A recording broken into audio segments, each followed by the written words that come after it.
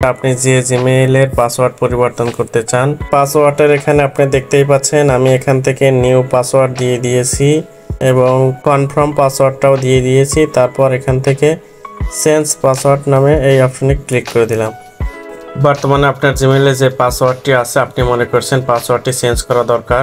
একটি Android phone নিরাপদ রাখার জন্য জিমেইলের গুরুত্ব সবচেয়ে বেশি, কারণ জিমেইলের মাধ্যমে সর্বপ্রথম অ্যান্ড্রয়েড ফোনটি ওপেন করা হয়ে থাকে। আজকের এই ভিডিওটির মাধ্যমে খুব সহজে দেখিয়ে দেব কিভাবে জিমেইল এর পাসওয়ার্ড পরিবর্তন করতে পারবেন। ভিডিওটি ভালো লাগলে লাইক, কমেন্ট এবং শেয়ার করে দিবেন। পাশে থাকা বেল আইকনটি বাজিয়ে দিবেন সবার আগে নতুন নতুন ভিডিও পাওয়ার জন্য। সরাসরি ভিডিওর মূল কাজে চলে যাচ্ছি। দেখিয়ে দেব জিমেইল আইডির পাসওয়ার্ড কিভাবে পরিবর্তন করতে হয়। এর জন্য জিমেইল যে অ্যাপসটি আছে এখানে ওপেন করবেন।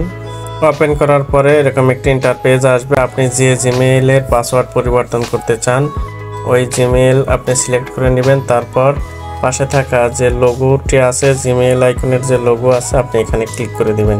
এখান থেকে আপনি গুগল অ্যাকাউন্ট যে অপশনটি আছে আপনি এখানে ক্লিক করে দিবেন। আমি এখানে ক্লিক করে দিলাম। তারপর এরকম একটি ইন্টারপেজ আসবে। এখান থেকে আপনি পার্সোনাল ইনফো নামে যে অপশনটি আছে আপনি এখানে ক্লিক করবেন। ক্লিক করার পরে এরকম একটি ইন্টারপেজ আসবে। তারপর নিচের দিকে স্ক্রল ডাউন করে এখানে পাসওয়ার্ড নামে যে একটা অপশন আছে এখানে আপনি ক্লিক করে দিবেন। ক্লিক করে দেওয়ার পরে এরকম একটি ইন্টারপেজ আসবে। এখানে আপনি দেখতেই পাচ্ছেন এখানে ইন্টার পাসওয়ার্ড নামে একটা অপশন আছে, আবার এখানে ফরগট পাসওয়ার্ড নামে একটা অপশন আছে। যদি আপনার পাসওয়ার্ড মনে থাকে তাহলে এখানে আপনি পাসওয়ার্ড দিয়ে দিবেন, তারপর নেক্সটে ক্লিক করবেন। যদি আপনার পাসওয়ার্ড মনে না থাকে সেই ক্ষেত্রে আপনি এখানে ক্লিক করে দিবেন। ফরগট পাসওয়ার্ডে ক্লিক করে দিলাম। তারপর এরকম একটি ইন্টারপেজ আসবে। এখান থেকে আমি কন্টিনিউ যে বাটনটি আছে এখানে ক্লিক করে দিলাম। তারপর ফিঙ্গারপ্রিন্ট চাইবে, আমি ফিঙ্গারপ্রিন্টটি দিয়ে দিলাম। নিউ পাসওয়ার্ড নামে একটা অপশন আছে এখানে ক্লিক পাসওয়ার্ড দিয়ে দিতে হবে।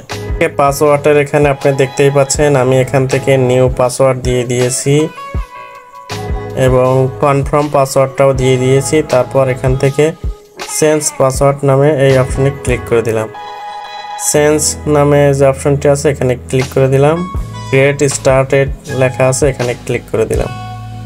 এই ছিল আজকের ভিডিওটি ভালো লাগলে অবশ্যই লাইক, কমেন্ট এবং শেয়ার করে দিবেন। পাশে থাকা বেল আইকনটি বাজিয়ে আমাদের চ্যানেলের সাথেই থাকবেন।